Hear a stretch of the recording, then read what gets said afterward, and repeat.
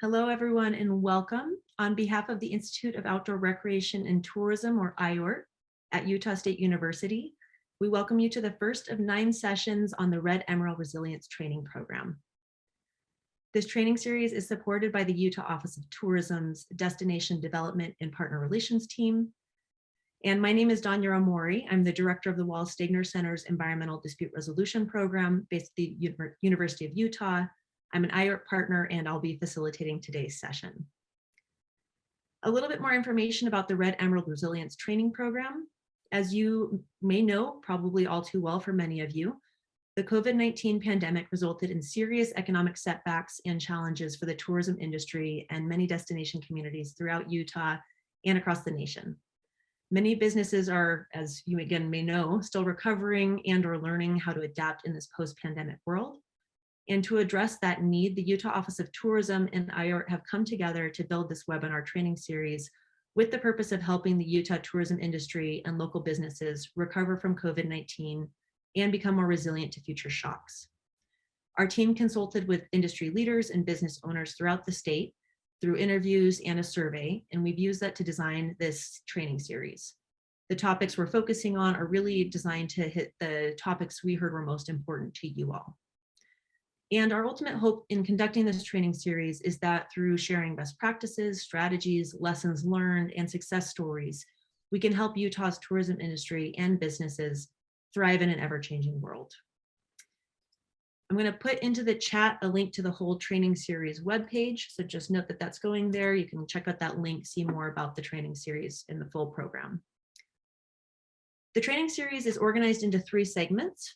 The first segment focuses on communication for resilience. The second will focus on resources for resilience, and the third will be on planning for resilience.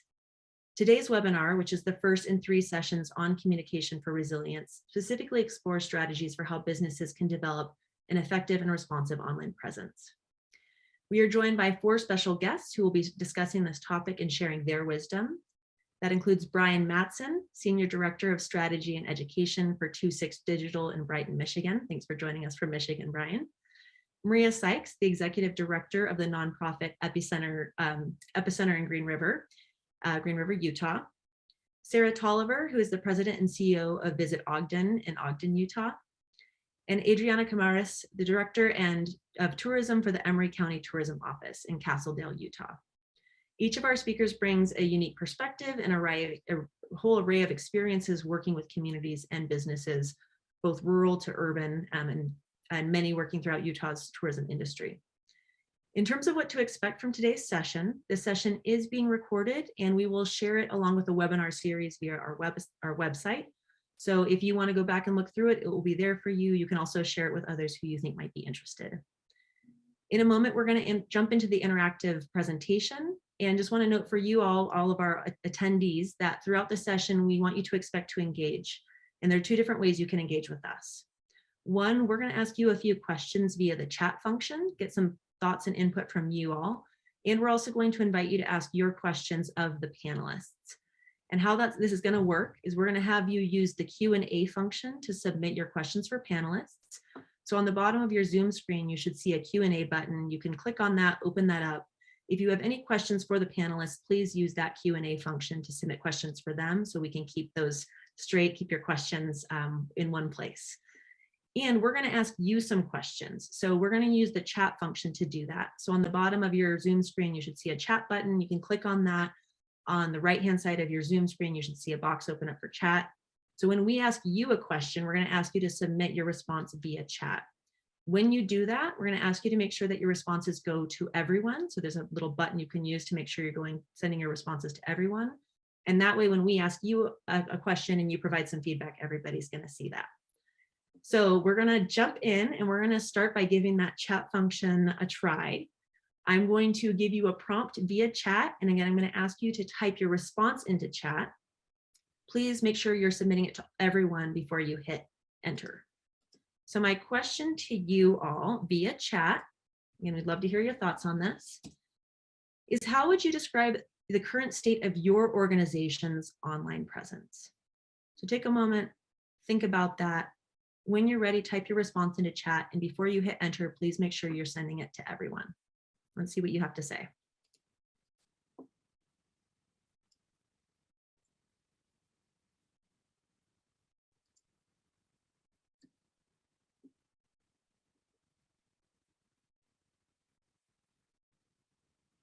And I'm going to give us about 15 seconds just to get some of these responses in. Once you've had a chance to enter yours, you can see where people are coming from. And this is helpful for us. We can get a sense of where our audience is at and try to meet that need.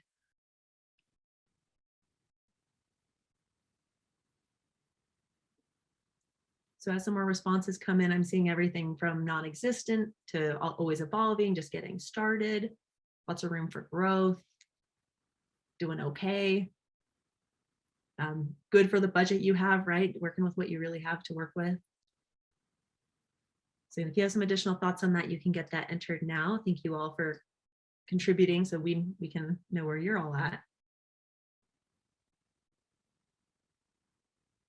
I'm going to give 5 more seconds to get any additional thoughts entered. And seeing people who work with a variety of clients who are at different places and they're developing their online presence. All right, so one more question to you via chat. Great work submitting your responses via chat. We'd love to hear from you all. Again, same thing via chat, type your response in, make sure it's going to everyone. What are you hoping to get out of today's webinar? So take a moment, think about that. When you're ready, type your response in. Give you a little time. Panelists, I just encourage you to look through some of those responses and see if it gets you thinking about anything you want to highlight in today's conversation.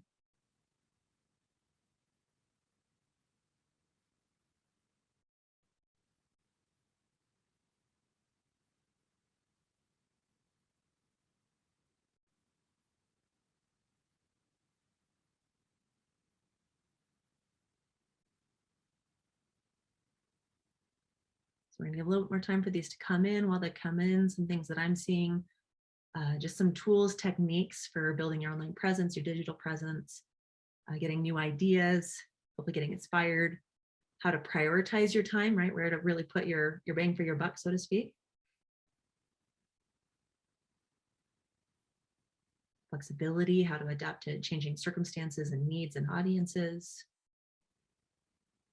How to work with a small budget, again, like where to prioritize your time and energy.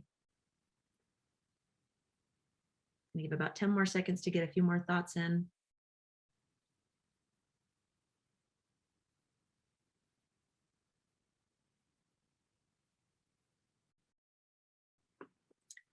All right, if anyone else wants to keep entering responses, you can do that.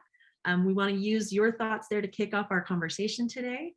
So with that, I'm going to have our panelists start chiming in. And I just want to remind our panelists, we really hope that you can all focus on some concrete takeaways as we go through this conversation.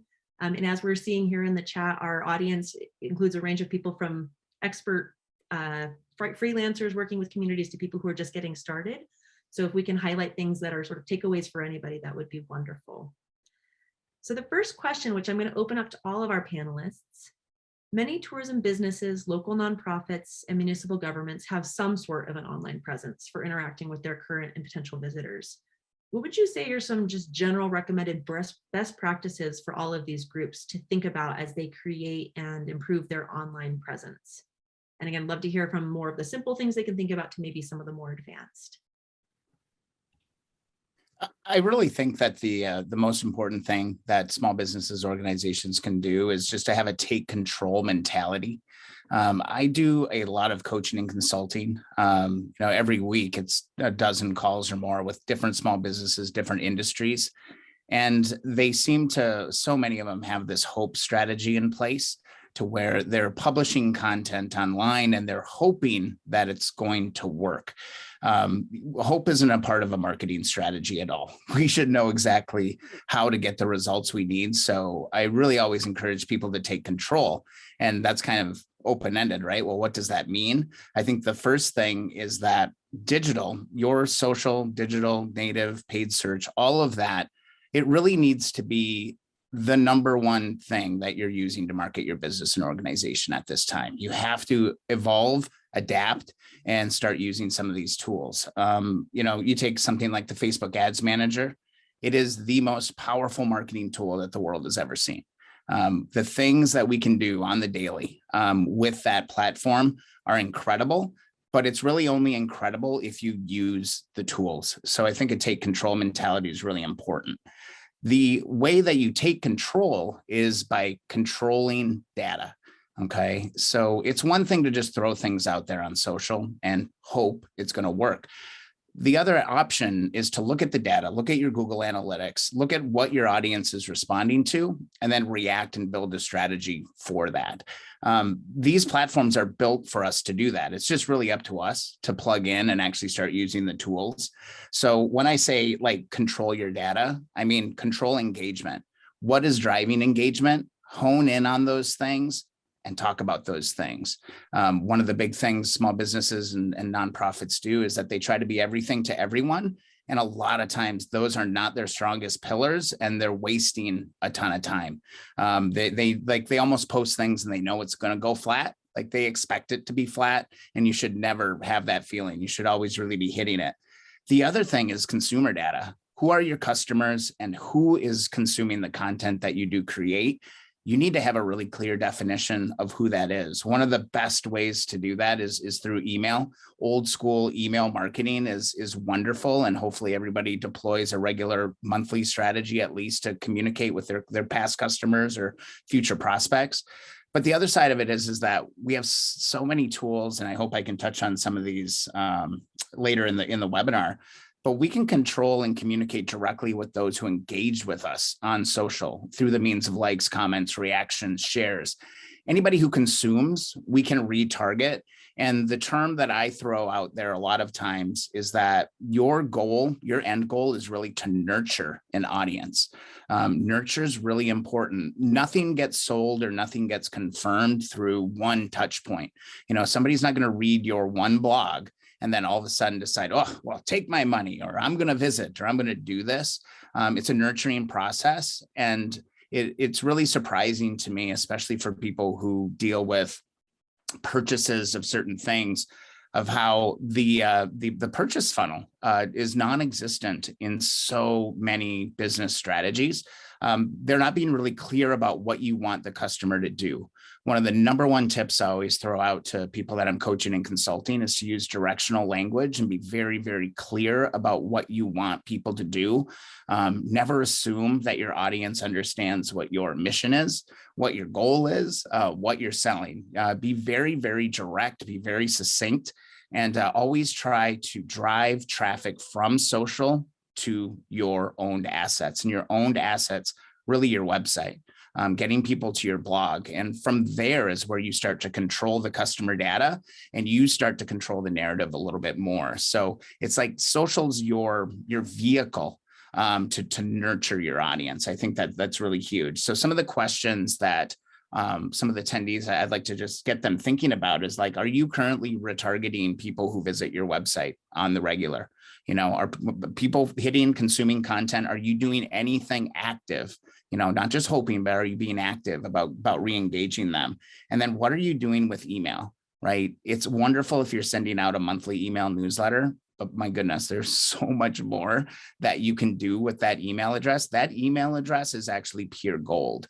And it's going to be something that you're going to be leaning on more and more and more as the years go on, just based on some of the changes coming in privacy.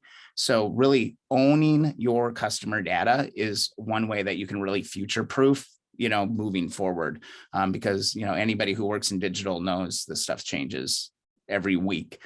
Something is kind of coming down the pike. So I would just say prioritize understanding your data, securing data, and then do something with it. I mean, how many times has somebody sent me all their data and I'm like, what are you doing with it? And they're like, I collect it. It's like, little trinkets that I put on a shelf. So that's not the goal. The number one, like if I was going to say, if you're writing a digital strategy right now, lead generation, email conversion. I'll talk a little bit more about, maybe why later on, but every marketing strategy right now needs to be owning data, collecting a lot of that, and then start using the tools, have a clear funnel, and tell people, be really, really direct. That is when I can get people to just start being really clear about what they actually want, things start to move. And it can be as simple as saying, click here, watch this, learn more. It doesn't have to be super elaborate, but you do have to be really, really clear and concise. So just be really clear on that, control it, and use the data and all these amazing tools that we've got out there. Great, thank you for that, Brian. And I'm going to encourage our panelists to try to avoid jargon. A few things like a purchase funnel. Some of us might understand, some may not. So just going to encourage you all to try and talk in terms any of us, including myself, not a marketing expert, might understand. I'll post a link to what a conversion funnel is. I'll say I have no clue what that is, but one word that did come out of that I 100% agree with is prioritization. So being able to, like, you want to set up all the basics, right? Like you probably need a Facebook page, Instagram, and your like Google listing, but like understanding, maybe using some of that data that Brian is talking about, and understanding who you're trying to engage with. So like if it's maybe a little bit of an older demographic, then like really investing in your Facebook, for example. So figuring out how you can prioritize. And on top of that, like if you're like me, you're really, really busy and you don't have, you know, you're not just like able to crank out content all the time. There are really wonderful trusted sources that you could get informed about and just maybe retweet or repost their content and add something to it, such as like a regional weather source, for example. Oh my gosh, it's going to be a beautiful sunny weekend. You should definitely come visit us, you know, whatever it is. And just adding to content that's already being professionally produced so that you're not having to write this whole new thing, I think is a really smart way to do that, whether it's responsible tourism or recreation or like literally something as simple as the weather. And that can save you a ton of time. And I think just to even take it back to the basics even more is when you're using those channels, make sure, you know, I think make sure that your information is updated. I mean, almost as that directory listing. I know there's been a lot of changes in hours or operations or whether you're open for lunch anymore, you know, with what we've all been going through the last couple of years. And so people will use those online resources as their tool to see when they can come and visit you. And it's so easy to update those hours or post a special or, you know, that like Maria said, there's an event coming Friday night, we're going to stay open for it kind of thing. So just make sure you're letting those customers know through whatever online mediums you're using, how and when they can find you. I think it's an easy, really easy piece that often gets overlooked, and people can get really, your consumers can get really frustrated if they have an expectation of you being available and open and you're not. Adriana, want to add anything? Just the beauty of being the last person on a panel of people who know what they're talking about. I don't really have anything to add. Just kind of to reiterate, I think when people think online presence, the first thing they think about is social media, and that's just not true. Your website, your Google listing. I mean, if people have your business in mind already, the first thing they're going to do is Google it, and your Google profile is going to be the first thing to show up. And so just kind of what Sara said, start with the basics, make sure you know where you appear online, create that catalog, and make sure that you appear correctly. If you do decide to go into social media, set them up the same way. To start, they're just a profile. So just make sure they have the correct information. You have nine photos, and then you can start building from there. Excellent. I think that gives us some really good fodder to keep building on as we go into some additional questions. One thing I'm taking away from what you're all saying is, at least as I put it, less but better. You know, really think about what are those key things people are going to see, experience, and making sure that those are really good before you start adding a lot more additional things. Adriana, I'm going to pass it back to you and direct this question to you. There are many websites and platforms that a business or organization can use to develop a visible online presence. You've worked with Emery County to leverage websites and platforms to do a lot of the marketing for the county, it's my understanding. Can you tell us more about that and what advice you have for other organizations based on what you've done and how that's worked? Sure, I have a whole lot to add outside what I just said. One of the biggest projects we pursued was making sure that the Google profiles were correct. I can't even tell you, in a place where people aren't focused on their online presence and they're still focused on like cash and in-person transactions, just making sure your Google profile listing is claimed, editable by you, and updated is like huge, huge. But then also there's other marketers that may be using your area as well, like a travel bureau office, my office, Sarah's office in the state of Utah, every county has either a visitors bureau that's independently run or run through the county, and they're going to have a website. So making sure that that is updated along with any of the state websites that might have your business or your destination on there as well. So look at your partners and making sure that your information is accurate on your partner sites. Just to add something on top of that, like the importance of the Google listing, 100% agree with that. I think one of the other overlooked things are the positive sentiment coming from reviews on those networks and how small businesses can actually repurpose that into social posts to help tell their story online. Sometimes that is just a low hanging fruit, right? They're like, what do I talk about today on social? Go see what people are saying about you on these review sites and actually repurpose that into content to say, well, Brian visited our store yesterday and left this amazing review on Google. And then just actually carry that over and pull that into your content. A really good strategy that has worked so well for coaching is to set up for just staying organized. And, one of the points that came up consistently, which I thought was cool in the initial questions, was like, how do I prioritize time, or how do I save time? Number one thing you could do is just get on a really simple content plan. And like what I love are daily themes.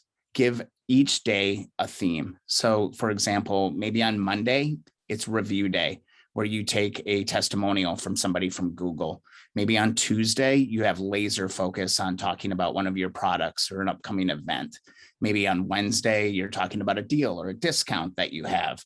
Thursday, talk about history. Friday, talk about your website or some of the services that you offer, something like that. Man, when you can give yourself laser focus each day to know exactly what you're going to be talking about, everything starts to flow. You got to get out of the whole like pound your head on the keyboard trying to figure out what you're going to write today. Like that, if you're doing that, if you come in and you don't know what you're talking about each day, you don't have a digital strategy. You're really in that hope category. So, try to develop a plan for yourself a week ahead of time so you can start thinking about some of the stories and things that you want to talk about. Another add on to what Brian said about content, one of my favorite suggestions of his is we all know there's, a day for every category in the world anymore. So on Celebrate French Fries Day or, National Ice Cream Day or whatever, obviously I like food, but on whatever day it is, build that into your content and either, come visit the ice cream store next door and then come visit us, or somehow build it into what you do. It's a really easy conversation starter or content creator if you're looking for some of those ideas. I'm going to counter this a little bit because I don't encourage businesses and also my nonprofit. We do not post daily, and I know it's gonna like raise the eyebrows, but I think I think focusing on quality over quantity. It's different strategies for different businesses, but I think I'm more likely to invest a lot of time and money in a really authentic video about my community than I am to post daily on Instagram, Facebook, whatever it might be. And hoping that video is going to get shared over and over and over again, even though it's going to take a lot more time and energy. And obviously I'm probably going to hire somebody to do something like that. And so I think you have to figure out what is best for your organization or your business. And then like Brian said, looking at the data to see what kind of the return on that investment was, and if you actually got customers or donors or whatever it is based off of that, what works best. It's to be determined, but you do kind of have to take control and understand. Yeah, one of the biggest challenges that we're facing right now is decline in reach. Just even in Q1 so far this year, there's a lot of data out there right now suggesting that just organic or free reach on social channels is continuing to decline. And there were two suggestions that came to combat that, right? Because what's the point of spending hours each week producing content that nobody sees or less people see? The first suggestion was post more. Okay. And I'm not an advocate for that at all. I 100% agree. It's got to be quality and you have to have things to say. But the second suggestion is post less and pay more, or implement a paid strategy. And that to me is the one way that we can prioritize time. We can hone in on our market. We don't have to produce as much, but you have a way bigger impact. We actually looked at a number of our clients a while back who were just purely organic or free, where they just posted every day. They posted something on Facebook, and we compared like their reach to a client who did one paid, modestly priced at that as well, one paid post each week. And that one post that I think it was less than $100 that was even going on that, just totally just blew away those 5 organic posts that were going out there. So don't look at it as just like money into an ad campaign. It's like, I have $100 for ads. How much time are you saving by doing that? Because your time is money. And if you're sitting there managing a really aggressive content calendar, that's taking time. Can you convert that time into ad spend to actually get way more results that are super targeted at that? You're eliminating hope, and you're actually using a lot of the tools that that blow this stuff up and actually make it work. So yeah, excellent point. Well, and to that less but better, as Danya put it, it's, do you think, it seems to me like if a small business who's just worried about, having their doors open and taking care of employees and getting customers in the door, there's so many other things to focus on. And if you do have limited time and bandwidth or budget, looking at those resources as a prioritization as well. So you've got your Google listing, you've got your Facebook page or your Instagram account, but you may not have both, or you may not have a Twitter feed that you're trying to be super active on, or a Pinterest account. Maybe prioritizing some of those outlets so you can spend your time where it's most valuable and not try to be everywhere all the time, is something that I know we've always incorporated as well. We can't be the best at everything, so we're just going to try to do really good at a couple of these platforms and make sure that the message that we're trying to share is resonating.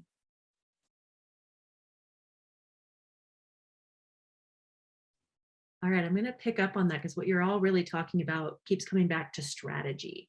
And one of the questions I had for you, Brian, and we've talked a lot about strategy, but I want to dig into the nuts and bolts of that a little bit more. And you've mentioned identifying your target audience, developing a strategy for that. For some people, that might be really intuitive and obvious. And for some might be like, how do I even do that? Right. So I'd love to hear more about, like, how do you identify, think about your target audience? And then how do you design and define a strategy to really try to harness that audience or cultivate that audience, as you talked about earlier? Absolutely. And I think I can knock out one of the questions that actually just came up in the bank here. Is like, what are the top 3 analytics to track on Google, as you build pages out and things? You identify audience through engagement metrics. You don't do it through how many people visited my site. That's a big mistake that a lot of businesses make. A lot of people can visit your site, but if those users aren't engaging with your site or sticking with your site, they're probably not worth that much to you. So, we really focus on engagement metrics, which include like time on site, pages per session would be another one that we look at as well. So the users that come to your site, are they staying? How many pages are they visiting? And then the next piece is what are those second and third pages that they're viewing? That is what comes back around to the funnel. Okay. What do we want them to do, and what path are we going to put them on? So if they hit your homepage, what's the second page that they're going to? From that page, are they leaving the site? Are they going to a third page? Try to understand their kind of journey through your site. Big problem with sites is that they kind of just scatter everybody everywhere, and they lose a lot of that hallway kind of mentality where we're pushing people through. So that's a really, really big one. Focus on engagement metrics. As far as like identifying the audience, all the tools are there. Okay, they are built into these platforms. We're talking a lot about like Google and Facebook and all that, but everything I'm about to say is like, it applies to every network. It applies to Pinterest. It applies to LinkedIn, which is super valuable to some businesses, and they aren't using it. Like, if you want to get an edge, start using LinkedIn, because nobody's using it. It's ridiculous. But the key term that I think you should write down in your notes, and this is what any small business, nonprofit, the term you need to like really kind of hone up on is custom audience. Okay, custom audiences are built into these platforms and they build the audience for you based on what people are doing. So it's not something that you have to like, go through all of these Excel sheets and, whittle down all of this data. It's all there. You just need to push the right button in order to make that stuff happen. So just write down the term custom audience. I'll talk a little bit more about that, but I do want to emphasize this point that I've been doing this since 2003. And I came in the heyday of social, the wild, wild west, where free reach, organic reach was the name of the game. It was a wonderful thing. Okay. All for it. But if you're trying to like really succeed using the most powerful marketing tools that are in the world right now, and you're trying to do that for free, you're going to be sadly disappointed because all the trend lines are saying that organic reach and impressions are all starting to drop. So give up on the organic and, kind of do our point where you're prioritizing time, carve out some budget. Find some budget to be able to push out. You don't need hundreds or thousands of dollars. I've seen people move the needle for $40 a week, that can convert into real sales or real people coming through your door. So a paid strategy is really important. In order to use any of the paid tools, you have to like plug into the right tools. Try to stay away from boosted posts. Okay. I know a lot of businesses lean on those really heavily. They're like 3 clicks and you're promoting your content.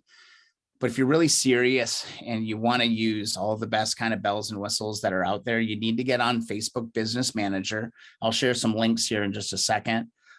You also need to start using the full Facebook ads account platform. Okay. Boosted posts. They work, but they're a little bit of a money grab and you don't get the tools and the data that really can like get your business going. The other thing is creating custom audiences. Custom audiences are incredible. Whenever I am doing a coaching or a consulting call with a small business and I can get them to understand the concept of custom audience building, you see the lights going off and they're like, oh my God, I had no idea. So just think about this. So if any user has a Facebook account, for example, and they visit your website, we can identify them and put them into an audience bucket. So in anything that you do in the future, you can target that user specifically with more content. The other thing that you can do is it's not just about people who visit your website. It's about people who visit specific pages on your website. If you have multiple things going with your business, like say you have biking, hiking, and boating, and you want to talk about your upcoming or your brand new biking trail, you can build an audience based off people who just visited biking pages on your website. That is incredibly powerful, like when you can harness that and speak directly to consumer that way. The other thing is email marketing, email audiences. We can actually take our email lists and upload those into these ad tools and identify social accounts based on that and deliver targeting or advertising right to those people. Those are hot leads, right? They have already taken the time to like opt into you. They said, take my email, send me messages. My inbox is your home, right? Now we can actually retarget those people in the feeds on social in a regular manner. It's all about touch points with consumers. So what you want to do is if somebody's got you on email and they're like, yeah, send me an email. Well, you want to touch them someplace else. You want to go maybe find them on Pinterest, find them on Facebook or Instagram. And all of these tools exist to be able to do that. The other thing too, for like just smaller businesses who maybe don't have a ton of budget, one of the best audiences you can build is just a simple Facebook engagement audience. Anybody who's ever liked a photo, clicked on a photo, anything like that, you can build an audience for that and then deploy an ad campaign out there. I hate saying ad campaign because it makes it sound super complicated, but trust me, Facebook makes it very easy for you to give them money. Okay. The ads platform is very simple. It's not complicated. It's one of those things where it's a process. It's reps. If you start using it, you will, within a week, you're going to be like, oh my God, why haven't I been doing this forever? So those custom audiences, audience building, and really learning to leverage Ads Manager on these different networks is super, super valuable. I wish I could just like plug it into magically every small business owner's brain, because it changes, it changes bottom lines And ultimately, I've seen it change family trees because you're using the best tools that are out there to do that.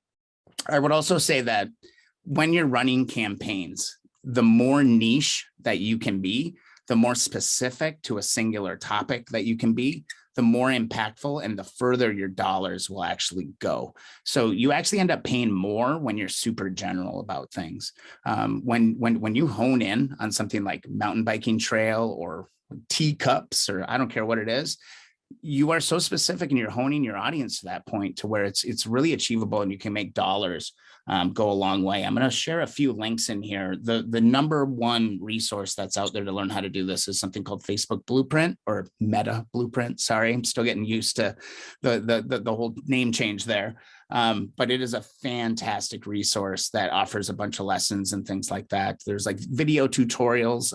People got to give like Facebook a lot of credit for providing that for small businesses. But yeah, you control it by creating audiences from the data that Facebook already has. You don't have to do any of the work. You just need to tap into the well and start pulling that stuff out.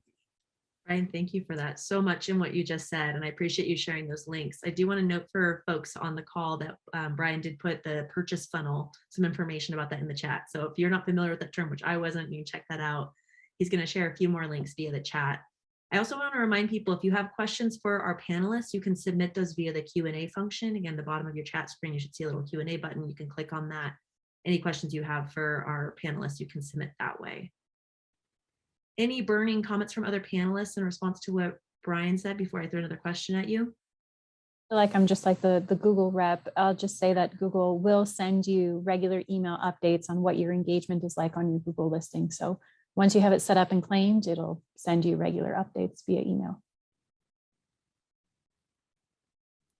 Sara, I have a question for you. Based on our prior conversations, it sounds like tourism businesses, local nonprofits, and municipal governments really don't operate in isolation when it comes to engaging with visitors. And they instead have like a unique role for each of them to play and what you might call like the tourism ecosystem. So in light of that, and you've mentioned that it's important for these organizations to be working together and that doing so proactively can actually be really helpful in times of crises like we've experienced.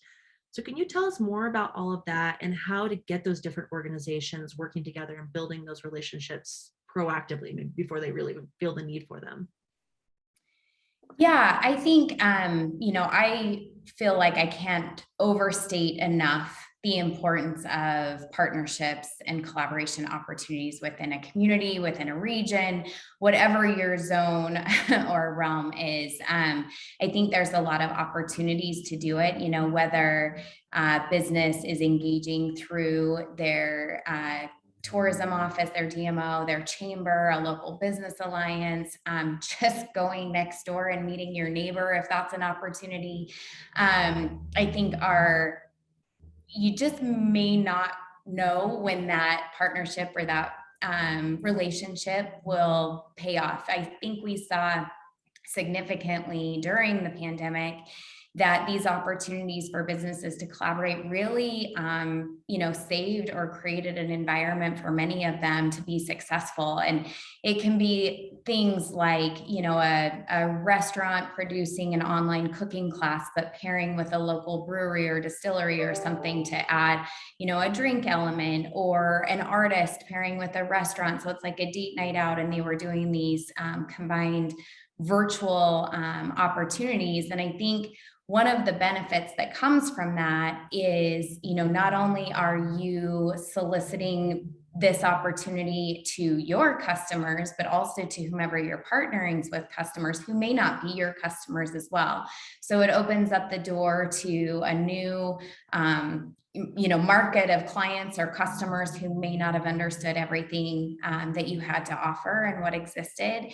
And even when times are good and we're not trying to survive a pandemic, it's still so important, whether it's through event creation or those business partnerships and opportunities. I mean, we saw one of our businesses who was a restaurant and had catering options. So they had catering vans, partner with other restaurants within their district to deliver food to different parts of the community, because access was getting a little bit tricky to get into restaurants and people were staying home, and all these other restaurants didn't have catering vehicles, so they didn't have a way to get it out.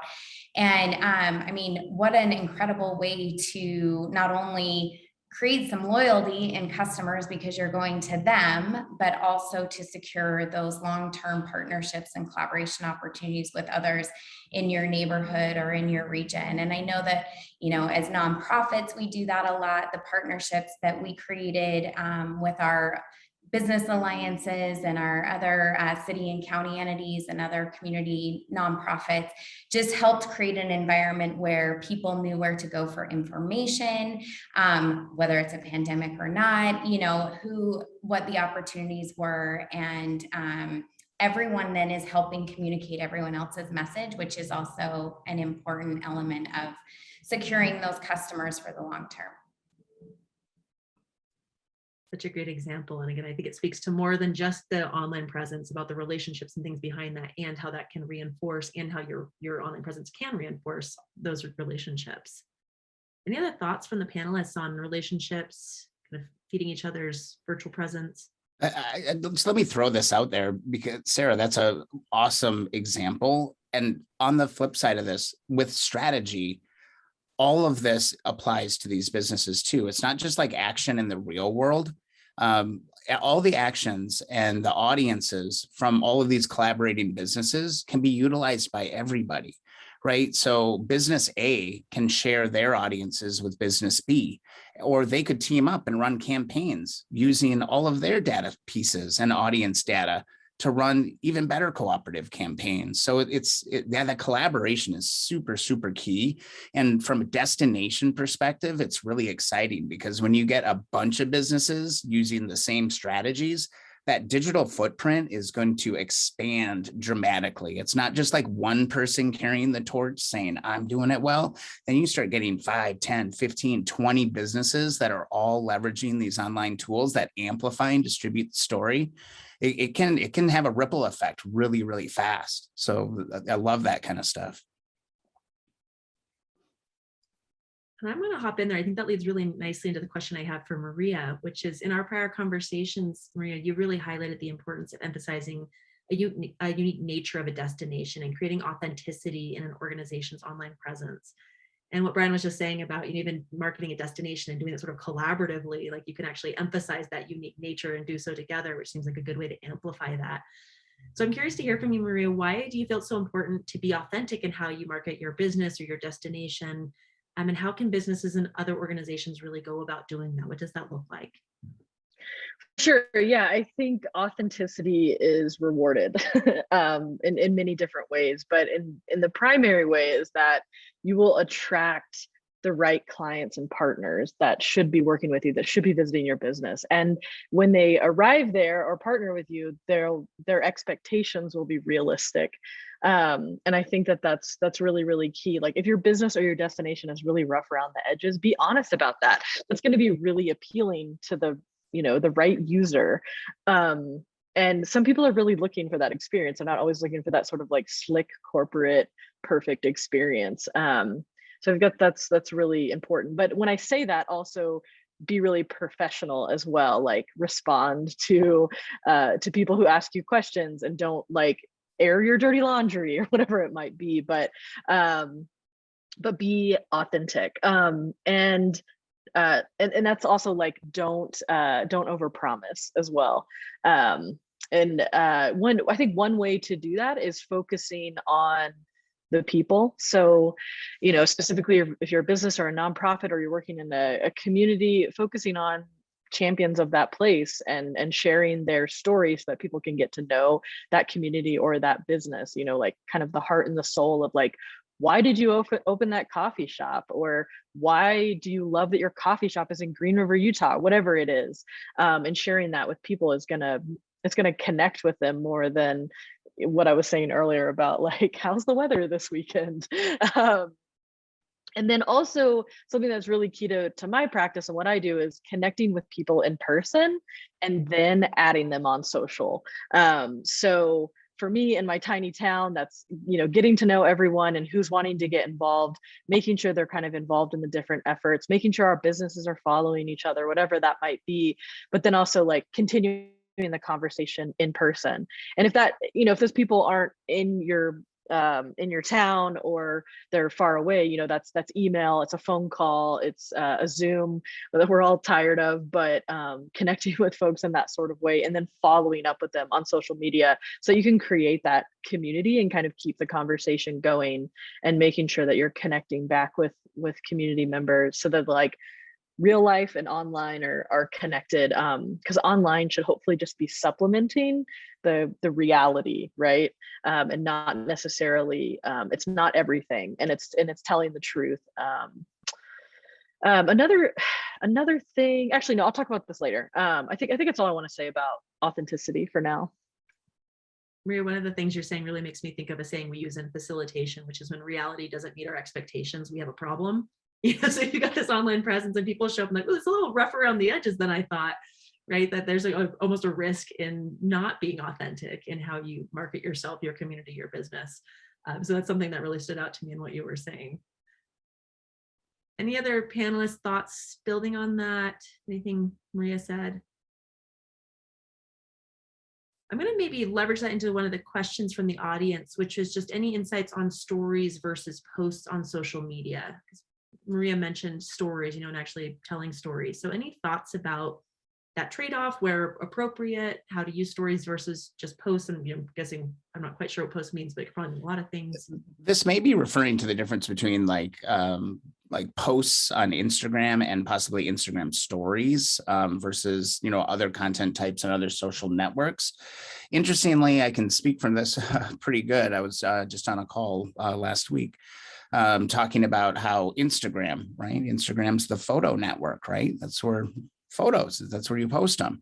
Well, they're deprioritizing photos, and they're going to give more placement to reels, right? So if you're looking to get a little boost on Instagram right now for your business, I can 100% vouch.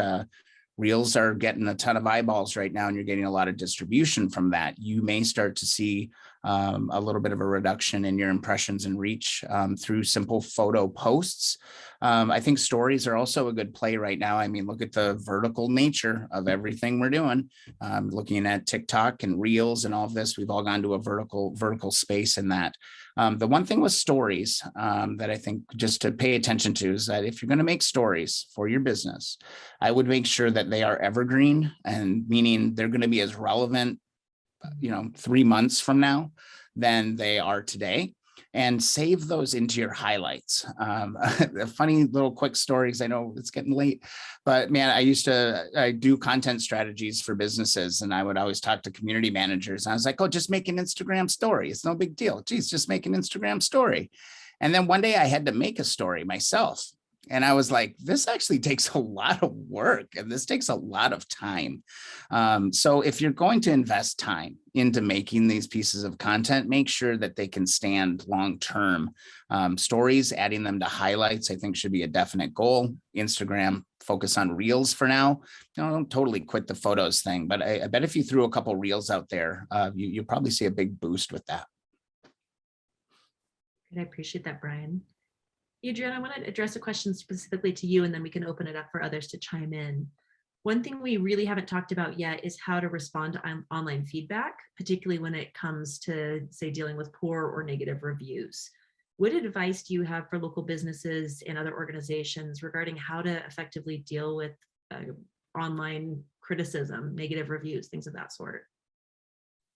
I think this kind of ties in with what Brian's been saying about strategy. I think when you build your strategy, you have to think about how you're going to respond when the more engagement you have, especially on social channels, the more that people are going to have bad things to say. They just kind of go together, the more that people speak their mind, the more likely that they are to speak their negative mind as well. And I think you just kind of have to be prepared for that. And it doesn't have to be a scary thing. One of the best pieces of advice I got, going back to my favorite topic, Google, is that when you do get a bad review on Google, don't ignore it, and definitely don't get into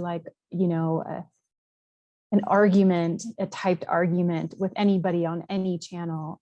So if you get a bad review on Google, one of the best things to do is say, like, acknowledge their response and say, can you call me or can I call you, and we can have this conversation offline. But definitely ignoring isn't always the best approach, but sometimes it is. If it's just a straight troll who it's not even really relevant to what is happening in that case, then you're probably good to ignore. Yeah, a consumer's radar is tuned into that.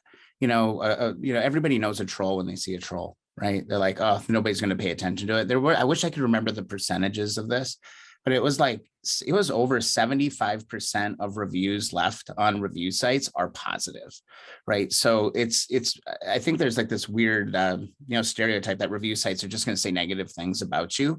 The fact is if you enable your customers and say, leave me a review, all of that, a lot of times that's going to be positive. The other one that popped up was that your response to negative criticism means more to other consumers than what that initial complaint actually was. So it doesn't matter if they had like a terrible response. It's all in how you handle that. I think that's a really, really important one to pay attention to, because I get a lot of people, it's like, how do I get this review removed? Or how do I get this negative review out of there? And it's like, well, one, you can't. Unless it's like super malicious or something. It all comes down to how you handle that criticism, and that actually means a lot more to the consumer. So I just think that's a huge one. And when I say that they're inevitable, as you start to really engage with your consumers or your people on your channels, it's definitely not to scare anyone into not pursuing having authentic engagement with their people. It's more so like, think of it on the front end. And if you ever have a question or have the opportunity to talk to a professional, then that's definitely one of the questions you should ask, because it will happen. And it's nice you won't have that panic moment when you see it for the first time. And that's really just what this point is just don't panic. It's going to happen and it's okay. And there's an easy response. I think we just got some really good conflict resolution advice in general. I say as a conflict resolution professional. So really appreciate those thoughts.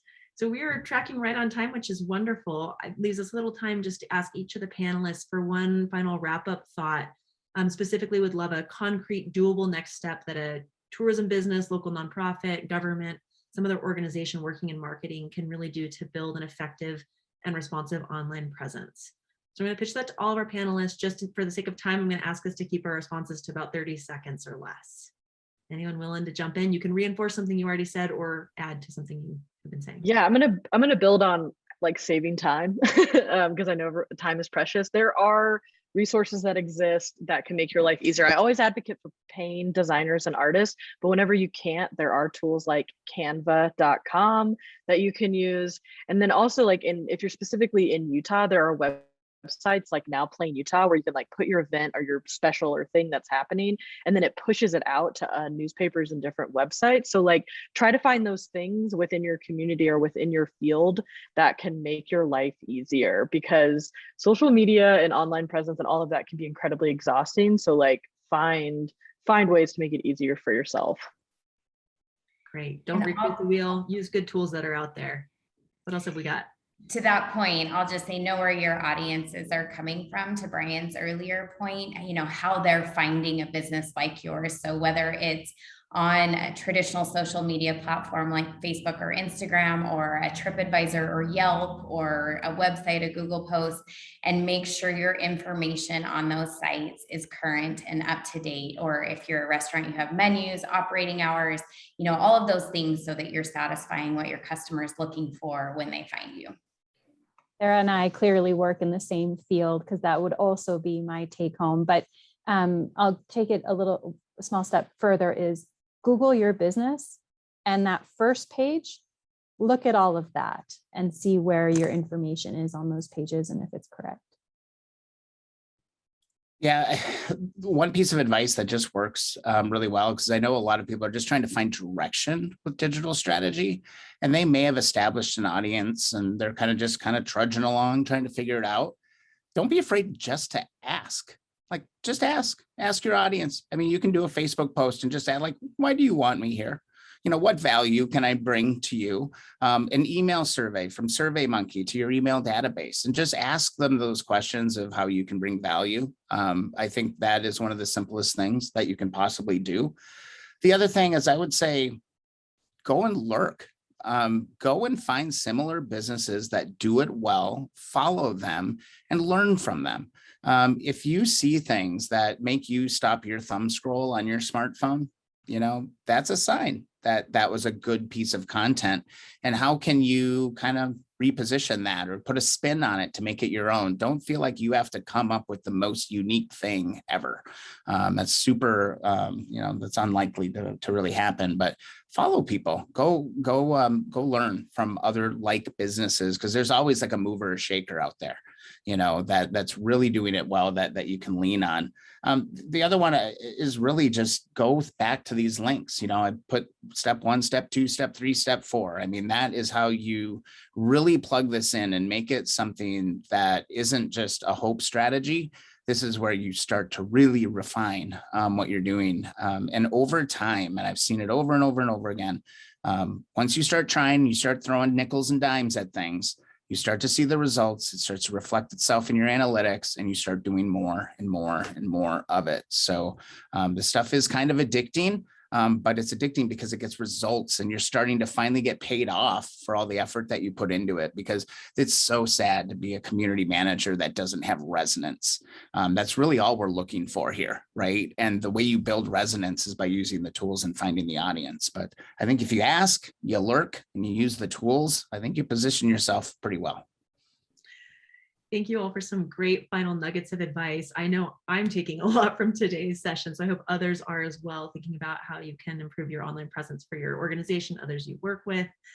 Before we wrap up and tell you what's coming down the pipeline in our Red Emerald training series, I do actually just want to get a little feedback from the audience. So I'm going to ask the audience again via chat for anybody who's joined us since the beginning. I'm going to put a prompt in the chat, ask you to type your response into the chat. Make sure before you hit enter that your chat is going to everyone. Our final question for you all is just, what is one thing you're taking away from this training? So take a moment, think about that. Hopefully you can encode some of the learning from today's session. While you're thinking about that typing, I'll just note that the links in the chat will get shared in the summary for today's webinar, so know that you'll have those after the session if you didn't already grab them. So one thing you're taking away from this session.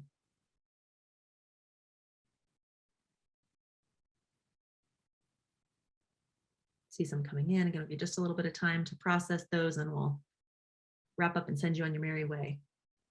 I do just want to address Chad had put a question in here about a threshold or statistical number for custom audiences. Super scalable.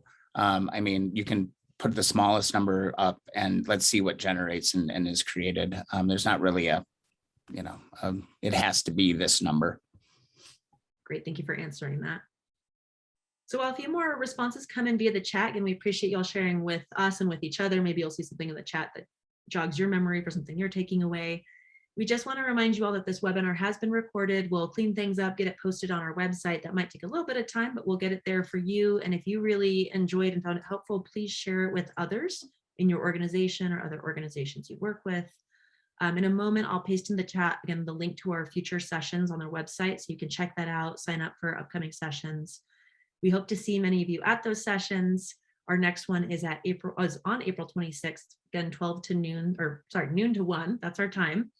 The second session will focus on how to educate new to nature tourists about responsible recreation. You might be using online strategies to help with that, so maybe there's a good connection there.